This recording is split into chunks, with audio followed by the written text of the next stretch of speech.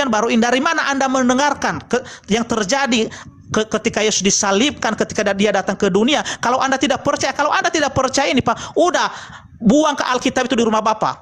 Karena semua perjanjian baru itu adalah tulisan para rasul. Pak Pendeta, mengerti enggak tulisannya? Kisah para rasul itu kisah mereka, bukan kata Yesus, Pak Pendeta. Coba dibaca dulu. Ya, oke. Jadi begini, Pak. Itu kan kisah, ada tulisannya. Kisah para rasul. Jadi kisah pekerjaan mereka ketika mereka menyebarkan Injil itu di sana, Pak Pendeta. Buang Alkitab di rumah Bapak, buang Alkitab di rumah Bapak, jangan pernah datang lagi ke gereja. Saya tidak yakin ini Yesus atau bukan, karena kesaksian temannya juga bukan mengatakan Yesus. Coba Pak Pendeta, bagaimana asumsi Pak Pendeta? Peristiwa kejadian ini, Pak, ya, ketika Yesus sudah naik ke surga. Jadi bisa dikatakan ini tidak 100% Yesus, karena hanya suara. Dari mana Anda mengatakan bahwa itu bukan Yesus karena hanya suaranya? Dari mana? Referensinya dari mana itu? Coba jelaskan. Si Paulus kan punya asumsi bahwa itu adalah suara Yesus. Bisa saja kalau saya tidak percaya, saya bilang itu bukan suara Yesus. Kenapa saya bilang? Karena dia belum melihat. Bisa saja suara orang-orang tukang sihir atau suara iblis. Karena Yesus tidak mengaku sudah ketemu Paulus. Itu dasar saya, asumsi saya, begitu Pak Pendeta. Di dalam Alkitab nggak ada, tapi saya coba meraba ke sana. Gimana menurut Pak Pendeta? Apakah suara itu yakin suara Yesus atau suara siapa? Iya, yakin. Saya 100% bahwa ini adalah suara Tuhan Yesus, ya. Karena bukan hanya kepada Rasul Paulus pada saat itu, tetapi kepada Ananias juga, ya. Kepada Ananias juga Yesus berbicara pada saat itu. Apa katanya kepada Ananias? Ya, firman Tuhan kepadanya dalam suatu penglihatan. Ananias, jawabnya, ini aku Tuhan. Firman Tuhan, mari pergilah ke jalan yang bernama jalan lurus, dan carilah di rumah Yudas seorang dari Tarsus yang bernama Saulus. Ya, ia sekarang berdoa. Ya, dan dalam suatu penglihatan ia melihat bahwa seorang yang bernama Ananias masuk ke dalam dan menumpangkan tangannya ke atasnya supaya ia dapat melihat lagi. Ya, jadi Tuhan Yesus pun di sini berbicara kepada Ananias, bukan hanya kepada Rasul Paulus. Ya? Iya. Tetapi apakah ketika dia berbicara kepada Ananias itu wujudnya manusia atau hanya seperti suara kepada Paulus? Ya, ini kan penglihatan, Pak. Penglihatan berarti kalau di Pulau Nias banyak yang ibu-ibu punya penglihatan. Oh, jangan samakan itu, Pak. Jangan disamakan itu. Nggak bisa itu, ya. Nggak bisa itu, ya. Ya, beda itu, ya. Karena kalau rasul-rasul ini beda, ya. Beda. Jangan disamakan di situ, Pak. Jangan dibawa di situ. Iya, ya? saya kan berasumsi juga, Pak Pendeta. Karena di Pulau Nias. Enggak, begini, ya. Sebentar dulu Pak Pendeta, gantian kita. Santai Pak Pendeta, saya kasih sampai jam 9 Pak Pendeta. Karena kami sudah janjian beberapa narasumber juga. Jadi di Pulau Nias Pak Pendeta banyak ibu-ibu yang punya penglihatan. Saya tidak tahu apakah betul atau benar, ya. Makanya saya katakan jangan-jangan seperti di Pulau Nias itu Ananias ini dia punya penglihatan, tetapi benar atau tidak itu adalah hanya Ananias dan Paulus sendiri yang mengetahuinya. Lalu kita kembali kepada tema Pak Pendeta. Dikatakan di sana bahwa memang tidak ada di ayat Alkitab dikatakan secara langsung bahwa dilarang berpoligami itu. Tidak ada Pak Pendeta. Coba diraba-raba lagi Pak Pendeta. Mana tahu tersembunyi ayatnya. Oke, bentar, kita selesaikan ini dulu ya. Saya selesaikan ini dulu. Oke. Ya, Nanti saya betul. tanggapi bahwa Anda mengatakan tidak ada larangan dalam ayat Alkitab. Sekalipun tadi sudah saya tampilkan ayatnya. Oke. Iya, memang ayat-ayat itu Ya, Pak Pendeta tidak langsung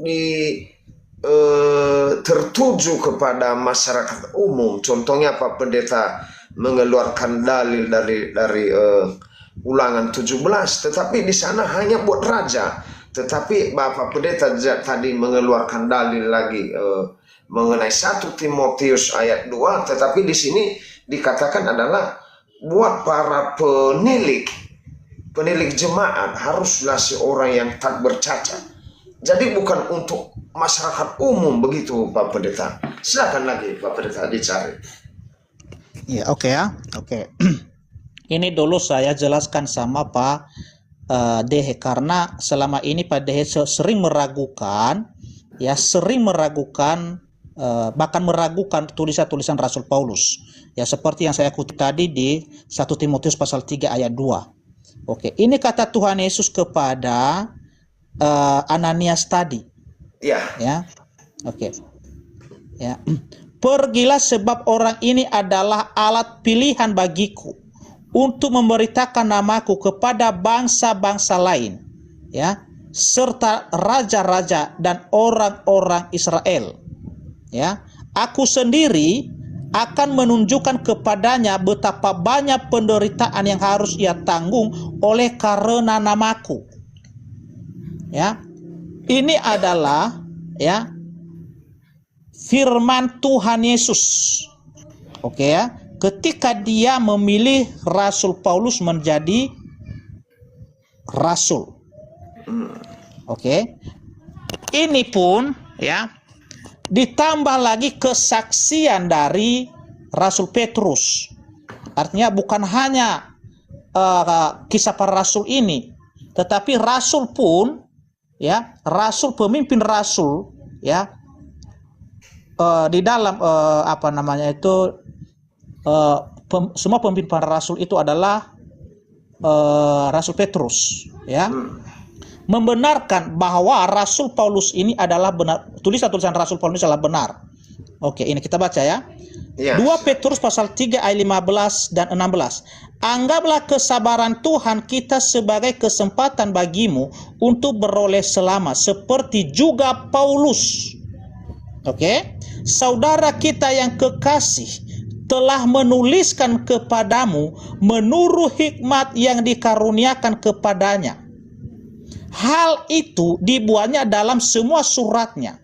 Apabila ia berbicara tentang perkara-perkara ini, dalam surat-suratnya itu ada hal-hal yang sukar difahami, sehingga orang-orang yang tidak memahaminya dan yang tidak teguh imannya memutarbalikannya, ya, menjadi kebinasaan mereka sendiri, sama seperti yang juga mereka buat dengan tulisan-tulisan yang lain.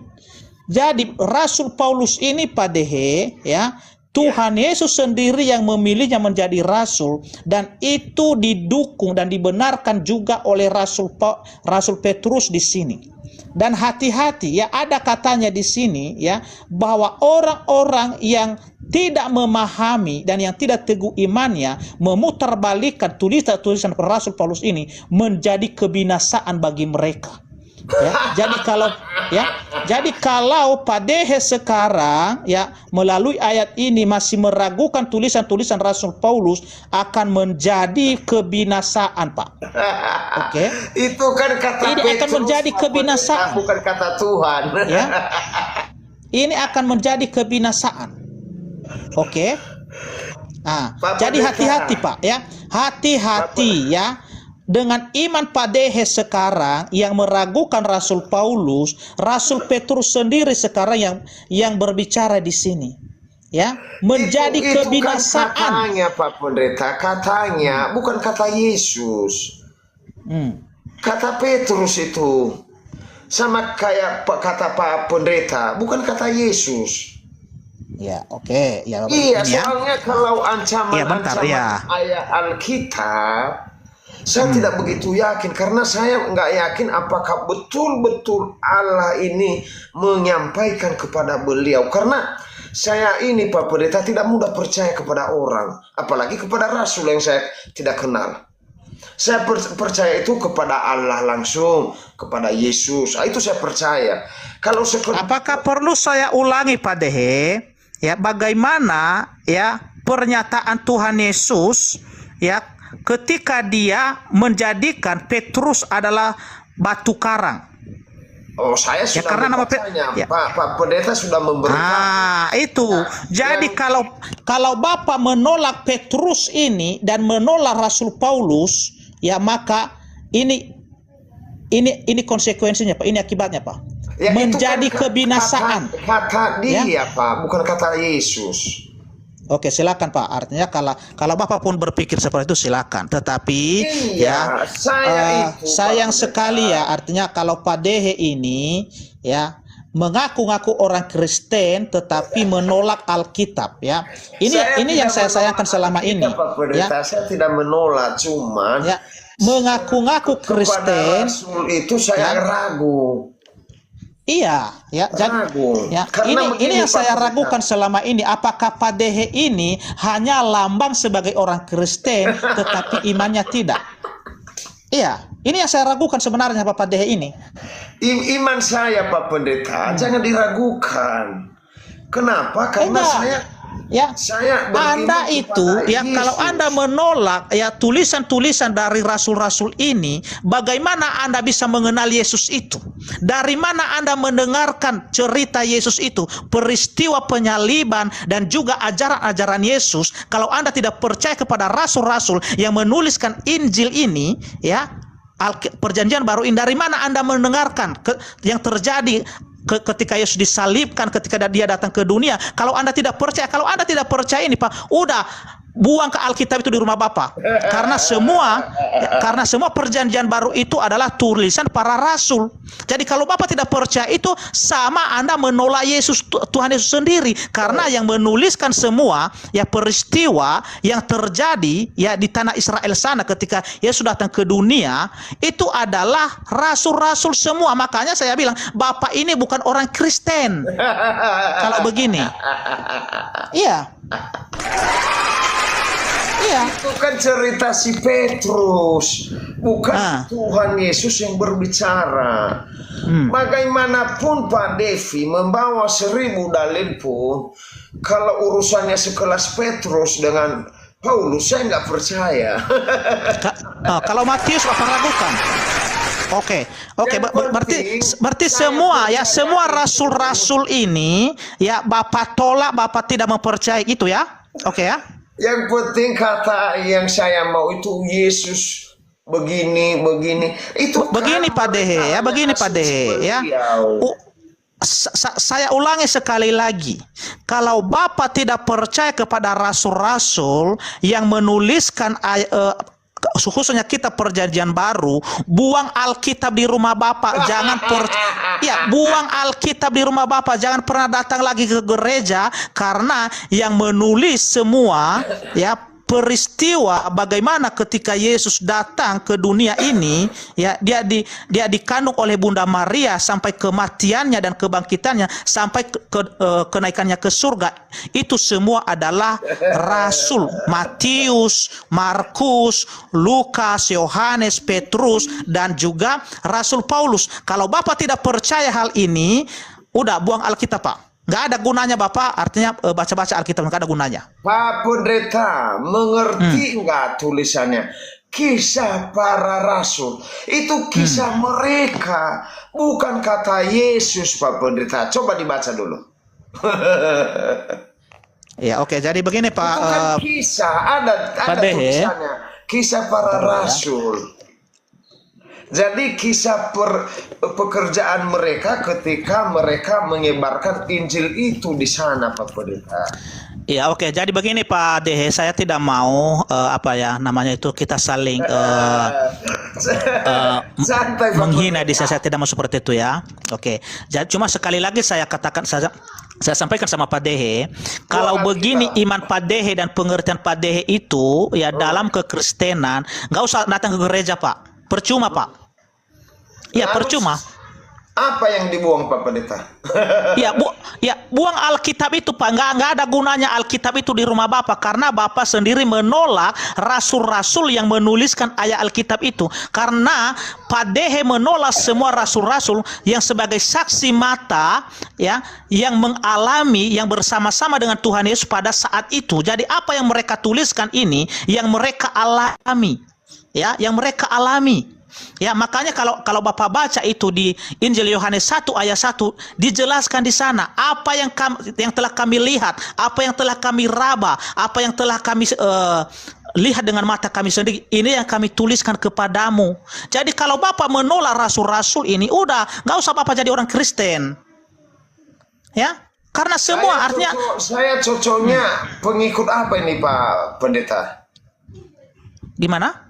Saya cocoknya mengikuti siapa ini? Menurut Ya terserah. Tapi kalau bagi saya, ya karena Anda menolak surat-surat rasul semua, itu bagi saya Bapak bukan orang Kristen lagi, bukan. Ya, bukan. Karena dari mana kita bisa mengetahui ya peristiwa ya apa yang yang dialami yang dilakukan oleh Tuhan Yesus di dalam ayat Alkitab itu, kalau bukan dari rasul-rasul. Karena Matius, Markus, Lukas dan Yohanes dan semua perjanjian baru itu adalah tulisan rasul-rasul. Ya. Jadi Bapak sudah menolak di sini. Kalau Bapak menolak rasul di sini, berarti Bapak sudah menolak Yesus itu sendiri. itu kan kisah perjalanan mereka Pak Pendeta. Kan ada tulisannya. Enggak. Kisah para rasul. Kisah dia. Ya enggak, saya tegaskan di sini ya. Kalau Bapak menolak semua rasul-rasul, ini sama artinya Bapak sudah menolak Yesus itu. Karena tidak mungkin kita bisa mengetahui ya, mendengarkan ya, Yesus itu datang sebagai manusia ya, memberikan nyawanya, darahnya tertumpah di atas kayu salib, mati dan bangkit dari antara orang mati, kalau bukan rasul-rasul yang menuliskan. Oke, jadi kalau Bapak tidak menerima itu, berarti Bapak sudah menolak Yesus. Ya. Kata siapa saya menolak Yesus? Saya pengikut Yesus. Pengakuanmu sendiri tadi mengatakan Anda tidak percaya dengan tulisan rasul-rasul. Iya, kata dia di situ kan Bapak baca itu kan khusus pada penilik jemaat.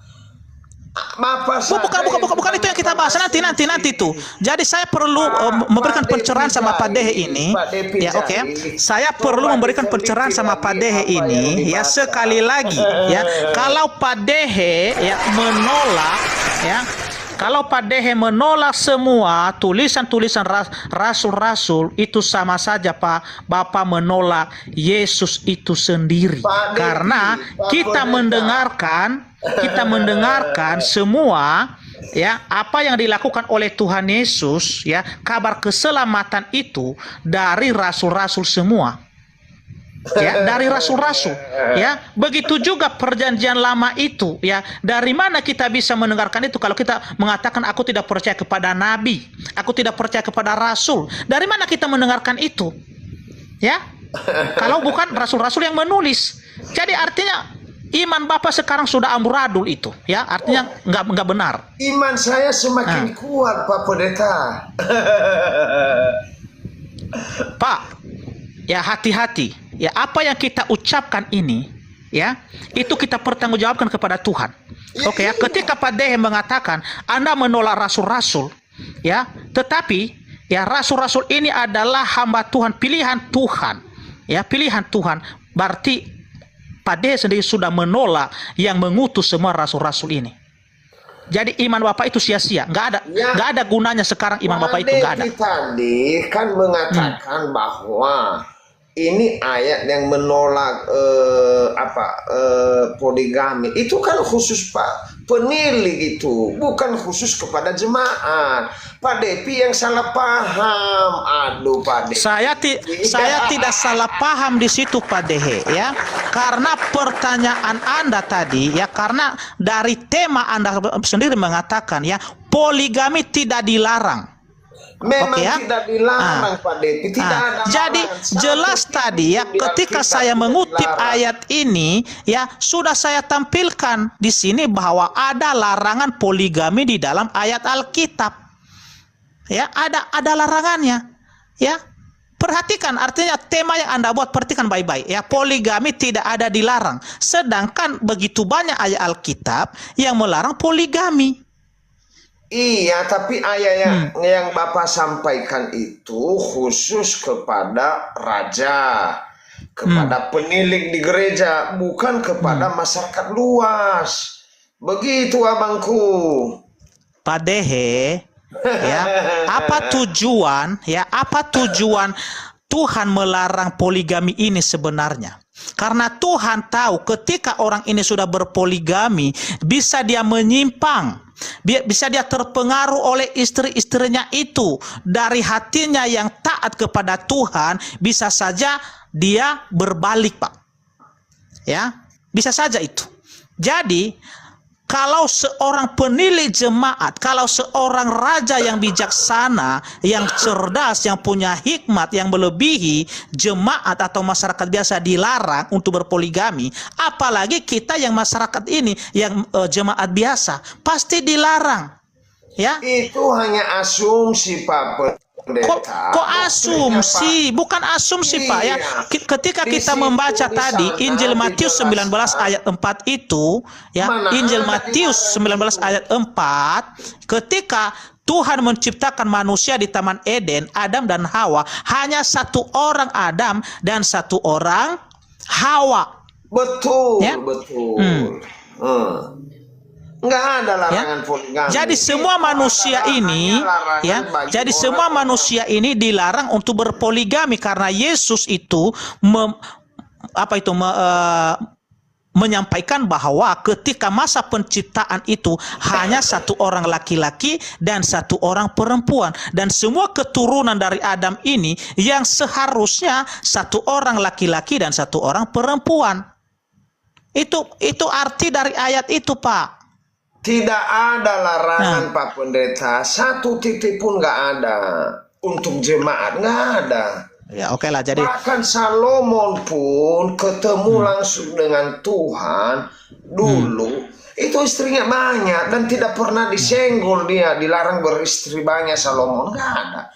Dan bagaimana kalau ada ayatnya nanti Pak, bahwa Yesus ketika lahir Yesus tidak ada larangan lagi buat Yesus juga. Ketika Raja Salomo memperbanyak istri ya, dan dia juga di sana menyembah berhala-berhala atau tuhan-tuhan lain, ala-ala lain yang disembah oleh istrinya, dan itu ada hukuman baginya, Pak. Makanya ya, kerajaan di Israel itu terbagi dua. Ada di Samaria dan ada di Yerusalem. Itu adalah hukuman bagi Salomo memperbanyak istri-istrinya. Ya? Mantap Pak Pendeta. Iya. Mau ayatnya itu, ada ayatnya ya, ketika nanti ya Tuhan memecah belah ya kerajaan di Israel itu ya, dari keturunan Salomo ini yang bernama Rehabeam ya, dan juga ya seorang panglima prajurit pada saat itu yang bernama Yerobeam. Inilah yang memimpin di Samaria dan Rehabeam di Yerusalem. Dan itu adalah ya, penyebabnya adalah oleh karena Raja Salomo memperbanyak istrinya. Itu penyebabnya, Pak. Yang khusus ulangan tadi bisa buat Raja Salomo tuh, bisa. Karena dia seorang raja, bisa. Tetapi buat masyarakat nggak bisa karena tidak tertulis. Iya, di situ kan judulnya hanya buat raja. Contoh ini ya, saya kasih contoh sama Pak Pendeta, biar paham Pak Pendeta. Di kita datang ke suatu pernikahan, lalu yang menikah ini, undangan ini ada dua macam. ada orang Kristen dan ada buat orang Nasrani. Dikatakan oleh MC bahwa di sebelah kanan adalah makanan khusus si A dan si B khusus si B. Berarti tidak ada larangan, boleh. Si B boleh dia makan apa yang ada. Di sini jelas dikatakan bahwa khusus raja. Berarti anak buah raja boleh, tidak ada larangan. Udah, saya tanggapi ya. Iya, boleh Pak Pendeta. Itu hanya asumsi yang mengatakan bahwa ini untuk kita semua. Iya, oke. Nah, Pak begitu, Dehe Pak tadi, Pendeta. ya Pak Dehe berasumsi bahwa ya selain daripada raja, selain daripada penilik jemaat boleh poligami. Iya, Ketika itu kan kata yang Oke. ditulis itu, bukan Oke, kata saya. ketika saya bertanya di mana ayatnya, Anda tidak bisa menunjukkan ayat itu. Oke. Memang tidak ada ayat. Jadi makanya tidak jadi ada kalau larangan. ayat sekarang yang saya tampilkan ini saya sampaikan ya, dan kalau Pak D pun nanti menanyakan kepada pendeta-pendeta senior, pasti akan seperti yang saya sampaikan ini. Iya, Ya, Pak bahwa Pendeta, di karena situ nggak ada jawaban, ya. nggak ada jawaban. Bentar dulu Pak ya.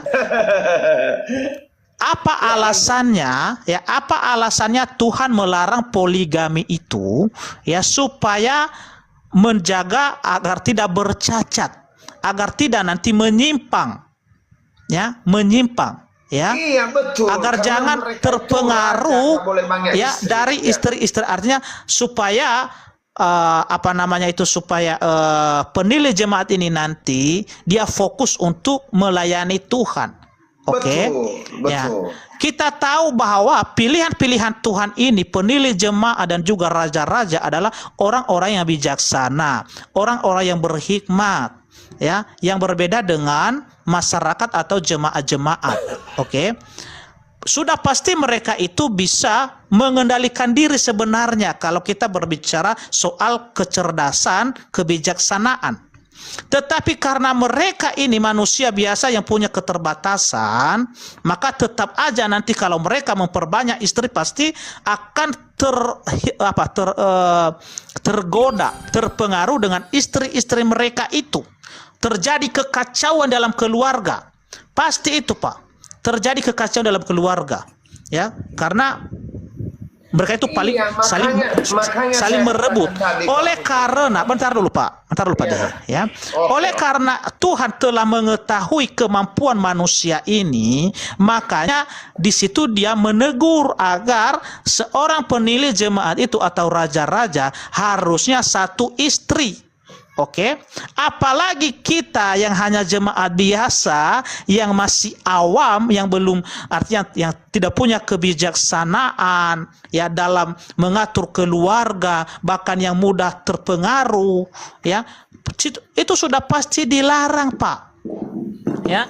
Kalau kita kembali ke Matius 19 ayat 4 tadi sudah jelas di situ ya, bahwa ketika pun manusia ini diciptakan ya hanya satu orang laki-laki dan satu orang perempuan. Iya, Ya. betul Pak Pendeta. Betul itu Pak Pendeta. Jadi untuk masyarakat biasa memang belum ada tertulis Pak Pendeta. Itu hanya diasumsikan bahwa buat kita semua, begitu Pak Pendeta.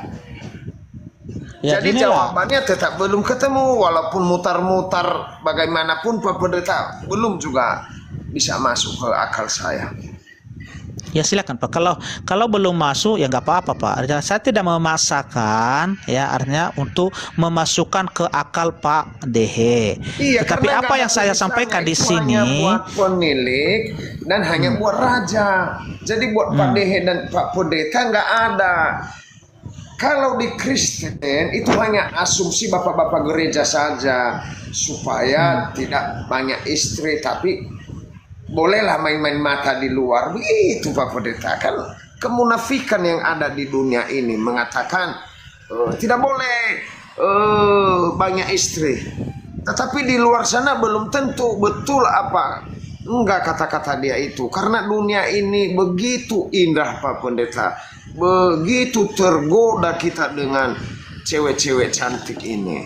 Makanya saya nggak yakin. Itu kan hanya perkataan saja. Melaksanakannya yang susah. Begitu. Apalagi, mohon maaf Pak Pendeta ya. Apalagi di gereja sekarang. Banyak cewek-cewek yang menjual pahanya. Segini saya lihat dengan kepala mata saya sendiri itu Pak Pendeta. Jangan lari ke situ dulu Pak Dehe. Ya. Ini memang yang kita bahas ini, ya, yang kita bahas ini kan Pak Dehe mengatakan. Sebentar Pak Pendeta. Itu adalah suatu kegagalan orang tua dan juga pendeta dan juga pengurus gereja, bahwa kita menyembah Tuhan bukan menjual paha. Ada di gereja kami BNKP, ini ada penontonnya di sini saya tahu, bahwa mereka ke gereja itu menjual paha. Pahanya itu setengah tiang. Itu jelas, betul kata Ustaz Yahya Waloni.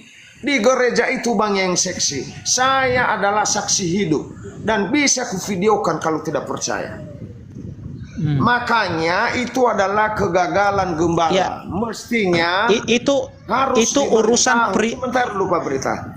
Harus diberitahu bahwa kita ini adalah menyembah Tuhan, bukan memamerkan paha yang mulus.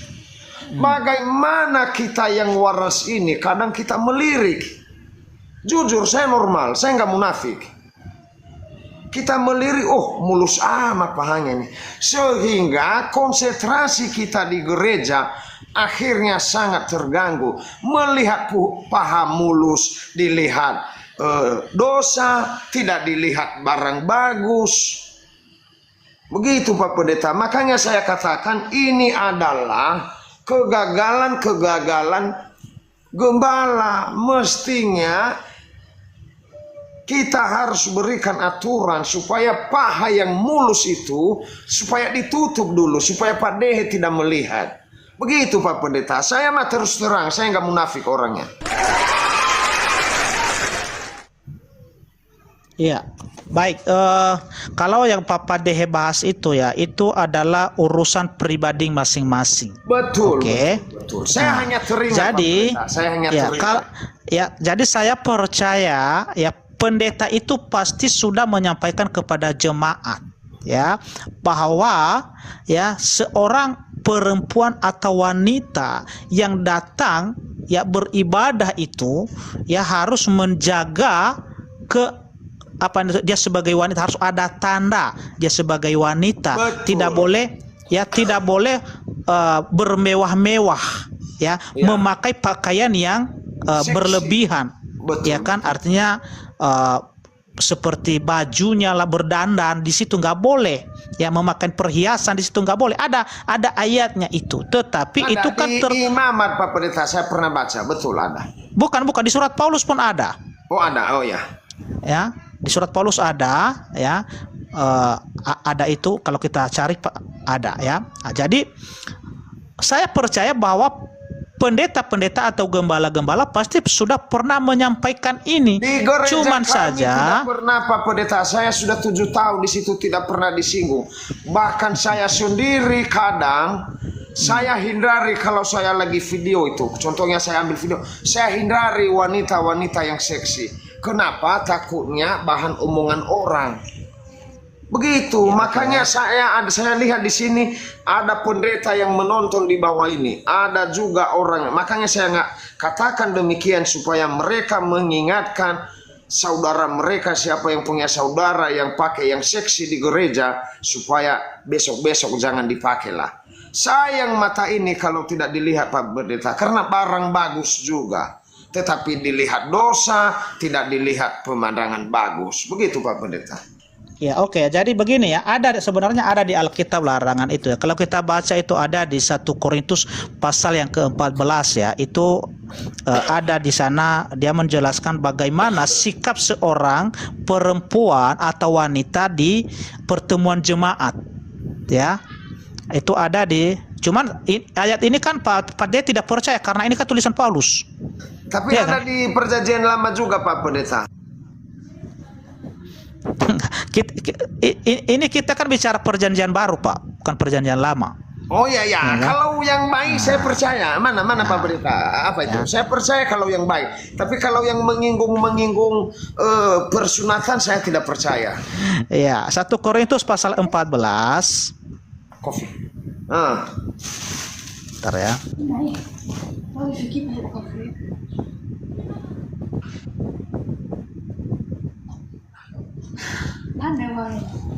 Mau ya sisi sudah kalau nulir tuh beda. Nafi fagi ada rumah nih so jual pah.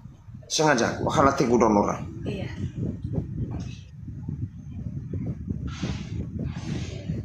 Bentar Pak ya.